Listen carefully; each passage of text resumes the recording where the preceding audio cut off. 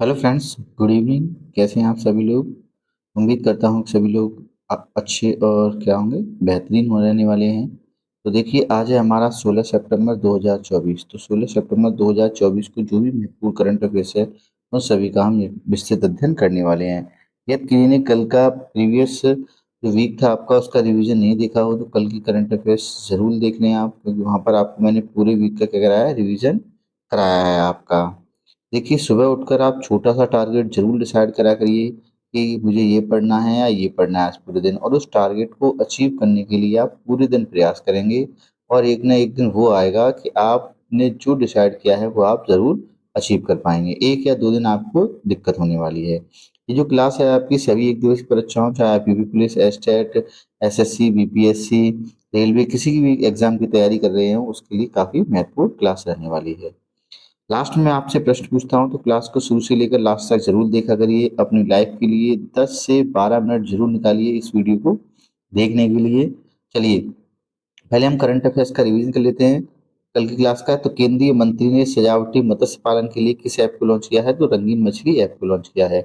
Iceland में भारत के नए राजदूत के रूप में किसे नियुक्त किया गया है? आर रविंद्र को नियुक्त किया गया है। न्यायाधीशों के चुनाव की शुरुआत करने वाला दुनिया का पहला देश कौन सा बन गया है? ऑस्ट्रेलिया। हाल ही में किस देश ने 3 दिनों के इनर लाइन परमिट जारी किया है? तो नागालैंड ने। पुलिस तथा वन विभाग जैसी सेवाओं में किस राज्य ने अग्निवीर के लिए 10% आरक्षण निर्धारित किया है? तो वो किया है उड़ीसा राज्य। आगे देखते हैं, आरबीआई ने कर भुगतान के लिए यूपीआई की लेन-देन को बढ़ाकर कितना कर दिया? 5 लाख रुपए कर दिया है। अखिल भारतीय राजभाषा सम्मेलन 2024 का आयोजन कहाँ किया जाएगा? तो नई दिल्ली में किया जाएगा। भारतीय मूल के प्रशांत राम को किस देश के साहित्य पुरस्कार से सम्मानित किया गया? तो सिंगापुर। भारतीय नौसेना का P-8I विमान किस देश में आयोजित काकाडू अभ्यास 2024 में शामिल होने के लिए पहुंचा है? तो Australia. Subroto cup junior boys का खिताब किसने जीता है? तो ये खिताब जीता है मणिपुर राज्य ने जीत लिया है। आगे देखते हैं, आज की करंट अफेयर्स काफी महत्वपूर्ण है आपकी। पहला प्रश्न देखिए, केंद्रीय मंत्री अमित शाह जी ने पोर्ट ब्लेयर का नाम बदलकर क्या रख दिया गया है? Shri Ramji port, Shri Vijayapuram, Shri Narendra Modi port, Shri Madan Mohan Malviya port. तो देखिए, अमित शाह जी ने इसका नाम बदलकर श्री विजयपुरम कर दिया है। हम बात करेंगे पोर्ट ब्लेयर की, तो देखिए अंडमान निकोबार की क्या है? राजधानी है। केंद्रीय मंत्री अमित शाह जी ने अंडमान निकोबार द्वीप समूह की राजधानी पोर्ट ब्लेयर का नाम बदलकर श्री विजयपुरम कर दिया है। पोर्ट ब्लेयर नाम की उत्पत्ति देखिए ब्रिटिश नौसैनिक सर्वेक्षण आर्चीबाल्ड ब्लेयर के नाम पर रखा गया था, इसका नाम ब्लेयर, जिन्होंने 1700 के दशक के अंत में अंडमान द्वीपों का पता लगाया था आपके। पोर्ट ब्लेयर में सबसे महत्वपूर्ण स्थलों में से है एक सेलुलर जेल, सभी लोग जानते होंगे काफी, जिसे 1906 में बनाया गया था। इस जेल को काला पानी के नाम से भी जाना जाता है, जहां वीर सावरकर सहित कई भारतीय स्वतंत्रता सेनानियों को कठोर परिस्थितियों में जेल में रखा गया था। यह जेल भारत की आज़ादी की लड़ाई के दौरान दिए गए बलिदानों का प्रतीक बन गई। आप सोचेगा सेलुलर जेल किस द्वीप पर स्थित है? तो पोर्ट ब्लेयर द्वीप पर, जिसका नया नाम क्या होगा? श्री विजयपुरम हो गया है आपका। नेक्स्ट देखते हैं, उससे पहले मोटिवेशनल कोट आपके लिए। जब मंजिल करीब हो तो मेहनत जबरदस्त करना, जीत निश्चित है तुम्हारी, बस अपनी पढ़ाई में व्यस्त रहना। आपके पास बहुत अच्छा मोटिवेशन कोट है कि आपकी परीक्षा क्या है, बहुत जल्दी है और आपका वैकेंसी भी आपके लिए आने वाली है। तो आप बस क्या करना है, आपको बस मंजिल के निशाना रखना है और अपनी पढ़ाई में हमेशा व्यस्त रहना है, इधर उधर आपको नहीं भटकना है। यदि आप एक ही लक्ष्य डिसाइड करेंगे तो बहुत ही जल्दी आप सफल होने वाले हैं। नेक्स्ट देखते हैं कि भारतीय हल्के टैंक जोरावर का सफल परीक्षण किसने किया है? इसरो, डीआरडीओ, नासा या स्पेसएक्स। तो देखिए, जोरावर क्या है? भारत का सबसे हल्का टैंक है आपका, तो उसको लॉन्च किया है डीआरडीओ ने। किसने लॉन्च किया है? DRDO, defence research development organisation. तो देखिए, भारत के रक्षा अनुसंधान एवं विकास संगठन ने हाल ही में जोरावर लाइट टैंक के सफल परीक्षण की घोषणा की है। हल्का टैंक है आपका। यह टैंक विशेष रूप से क्या होगा? उच्च ऊंचाई वाले क्षेत्रों में उपयोग के लिए डिजाइन किया गया है, जहाँ उच्च जो क्षेत्र हैं आपके, ज्यादा ऊंचाई है वहां के लिए जोरावर लाइट टैंक को कठिन इलाकों में काम करने के लिए विकसित किया गया है। खासकर उच्च ऊंचाई है जहाँ पर, जहाँ त्वरित गति और लचीलापन महत्वपूर्ण है। जोरावर सिंह ही नाम क्यों रखा गया? तो जोरावर सिंह, जिनके टैंक नाम पर टैंक का नाम रखा गया है, 19वीं शताब्दी की शुरुआत में एक प्रसिद्ध डोगरा जनरल थे। उन्हें लद्दाख और तिब्बत में अपने सैन्य अभियानों के लिए जाना जाता है जोरावर को, तो उन्हीं के नाम पर इस मिसाइल का नाम रख दिया गया है। डिफेंस रिसर्च डेवलपमेंट ऑर्गेनाइजेशन स्थापना 1958 और अध्यक्ष कौन है डीआरडी को? समीर वी कामत, जो वर्तमान में अध्यक्ष हैं आपके जोरावर। नेक्स्ट देख लेते हैं किसने अष्ट लक्ष्मी महोत्सव वेबसाइट को लॉन्च किया है।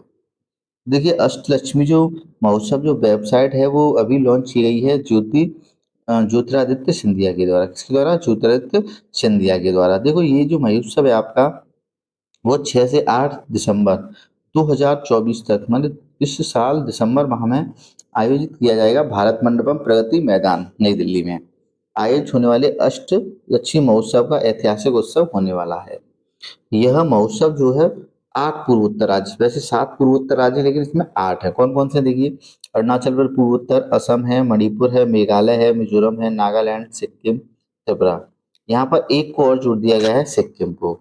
से प्रेरणा लेता है जिन्हें सामूहिक रूप से अष्टलक्ष्मी के रूप में जाना जाता है, जो समृद्धि के 8 रूपी का प्रतीक है। ये आपको याद रखना है, यहाँ पर तो दे दी हैं 8, लेकिन वैसे अगर पूछेगा 7 सिस्टरों में 7 राज्य हैं आपके। केंद्रीय मंत्री और पूर्वोत्तर क्षेत्र विकास मंत्री ज्योतिरादित्य सिंधिया ने बहुप्रतीक्षित अष्टलक्ष्मी महोत्सव की आधिकारिक वेबसाइट क्या किया, उन्होंने लॉन्च कर दी है। उद्देश्य क्या होगा? तो क्षेत्रीय कारीगरों और उद्यमों को नए व्यवसायिक अवसरों के निवेश से जोड़ने के लिए एक मंच प्रदान करके दीर्घकालीन आर्थिक लाभ प्रदान करना है आपका। इसका मेन उद्देश्य कारीगरों के लिए है आपका। नेक्स्ट देख लेते हैं राष्ट्रीय हिंदी दिवस कब मनाया गया? सभी लोगों को पता है कब मनाते हैं हम, 14 सितंबर को मनाते हैं। इस वर्ष की थीम देखेंगे हिंदी पारंपरिक ज्ञान से आर्टिफिशियल इंटेलिजेंस तक। हिंदी पारंपरिक ज्ञान से आर्टिफिशियल इंटेलिजेंस तक बात करेंगे। पहला हमने हिंदी दिवस कब मनाया? तो सबसे पहले तो हम मनाते क्यों हैं? तो 14 सितंबर 1949 को हिंदी को राजभाषा के रूप में क्या दी गई? मान्यता दी गई है आपकी। 1918 में राष्ट्रपिता महात्मा गांधी ने हिंदी साहित्य सम्मेलन में हिंदी भाषा को राजभाषा बनाने पर जोर दिया और इसे जनमानस की भाषा भी कहा था आपका। 1953 में पहली बार हमने 14 सितंबर को हिंदी दिवस के रूप में मनाया। उद्देश्य क्या है? हिंदी भाषा के महत्व और प्रसार को बढ़ावा देना है। विश्व हिंदी दिवस सभी लोगों को पता है 10 जनवरी को मनाते हैं। तो पहला मनाया 2006 में, प्रधानमंत्री थे उस समय मनमोहन सिंह के कार्यकाल में इसको घोषित किया गया है। विश्व हिंदी सचिवालय अगर आपसे पूछ ले कहाँ पर है, तो मॉरिशस में विश्व हिंदू सचिवालय स्थित है आपका। अगले प्रश्न की तरफ चलते हैं। एसएसबी के नए महानिदेशक कौन बनाए गए हैं? सशक्त सीमा बल के नए महानिदेशक दलजीत सिंह भट्टी, चौधरी राजवीर सिंह भट्टी, नीना सिंह या अमृत मोहन। तो किसको बनाया गया है? अमृत मोहन को बनाया गया है। देखिए इसकी स्थापना कब की गई? तो 20 दिसंबर 1963 को एसएसबी के करिए स्थापना हेडक्वार्टर नई दिल्ली में है। अध्यक्ष महानिदेशक कौन बनी है? अमृता मोहन प्रसाद जी बने हैं। आदर्श वाक्य क्या है इसका? सेवा सुरक्षा बंधुत्व इसका आदर्श वाक्य है। कुछ नियुक्तियों को हम देख लेते हैं यहाँ पर।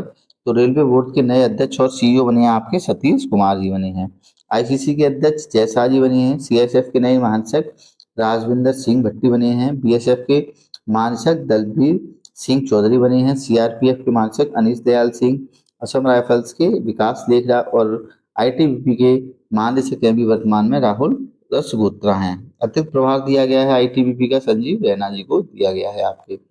अगला प्रश्न देखिए काफी महत्वपूर्ण है। ब्रिलियंट पियानो महोत्सव का आयोजन कहाँ किया गया है? नई दिल्ली, बेंगलुरु, कोलकाता या गांधीनगर में? देखिए इसका आयोजन कहाँ किया जाएगा? इसका आयोजन किया जाएगा बेंगलुरु में। ये देखिए ब्रिलियंट पियानो का ये 5वां संस्करण होगा और इसका आयोजन किया जाएगा 28 से 29 सितंबर 2024 तक। 28 से 29 सितंबर 2024 तक। अगर आपसे पूछ लिए महोत्सव आयोजन कहाँ किया जाएगा, तो ये महोत्सव का आयोजन किया जाएगा नागालैंड में। कहाँ पर? नागालैंड।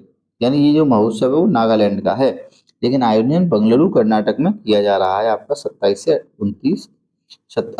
29 सितंबर तक। ठीक है, 5वां संस्करण इसका आयोजित किया जाएगा आपका। नेक्स्ट है स्वच्छता ही सेवा अभियान कब से कब तक शुरू किया गया है?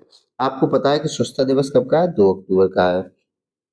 तो कल ये प्रारंभ होगा, 17 सितंबर से चलेगा और 2 अक्टूबर तक ये जो आपका स्वच्छता ही सेवा अभियान चलने वाला है।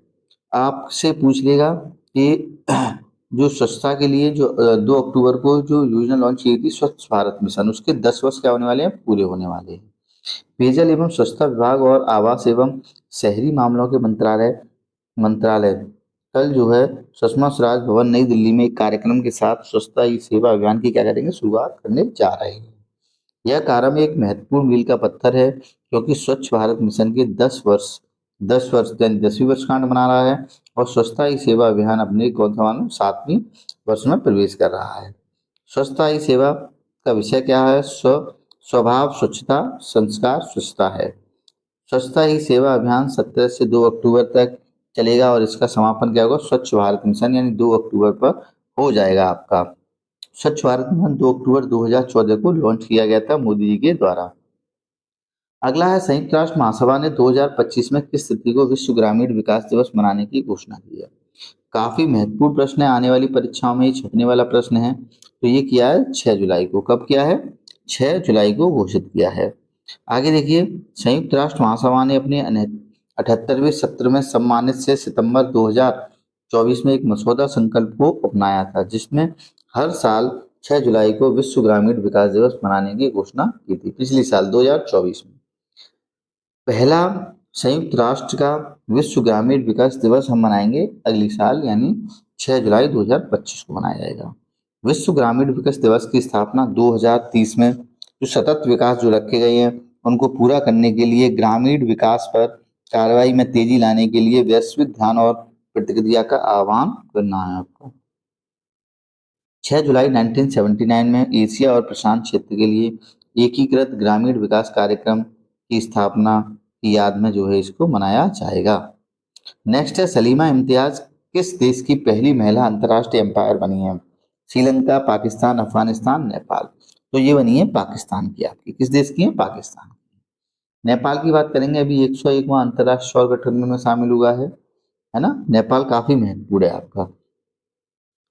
आगे देखिए, अल्जीरिया के नए राजदूत किसे नियुक्त किया गया है? आर रविंदर, स्वाति सिंह कुलकर्णी, राजेश वर्मा या विनय गोयल।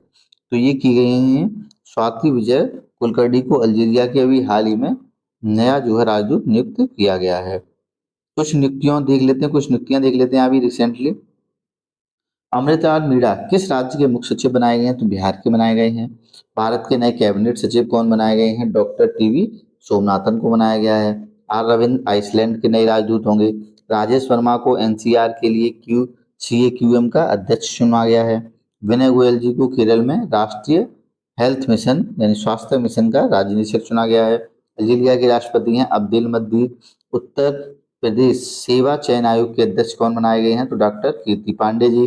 ताहिर जमाम को किस देश की हॉकी इंडिया टीम? तो ये पाकिस्तान। उत्तर प्रदेश सरकार ने किसे राज्य महिला आयोग के अध्यक्ष के रूप में नामित किया है? तो बबीता चौहान जी को नियुक्त किया गया है।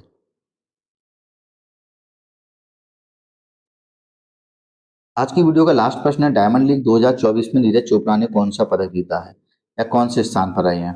देखिए, नीरज चोपड़ा जो है जेवलिन थ्रो भाला फेंक से संबंधित है आपके, और इन्होंने जो है दूसरा स्थान प्राप्त किया है। कौन सा स्थान प्राप्त किया है? दूसरा स्थान जो है इन्होंने प्राप्त किया है। अगर आपसे पूछ ले कि डायमंड लीग का आयोजन कहाँ किया जा रहा है, तो डायमंड लीग का आयोजन किया जा रहा है ब्रुसेल्स, बेल्जियम में। फाइनल मैच इसका 13 से 14 सितंबर तक खेला गया। नीरज चोपड़ा ने दूसरा स्थान प्राप्त किया जिन्होंने 87.66 मीटर का भाला फेंका है। पेरिस ओलंपिक में अभी 2024 में नीरज चोपड़ा ने सिल्वर मेडल जीता था। पहले स्थान पर इसमें कौन रहा है? कनाडा के एडिसन पीटर रहे हैं जिन्होंने 87.87 मीटर का भाला फेंका है। और जैवलिन थ्रो दिवस कब मनाते हैं? तो 7 अगस्त को हम भाला फेंक दिवस मनाते हैं। आगे देखते हैं होमवर्क का प्रश्न आपके कल का। देखते हैं कितने लोगों ने कमेंट बॉक्स में आंसर दिए हैं।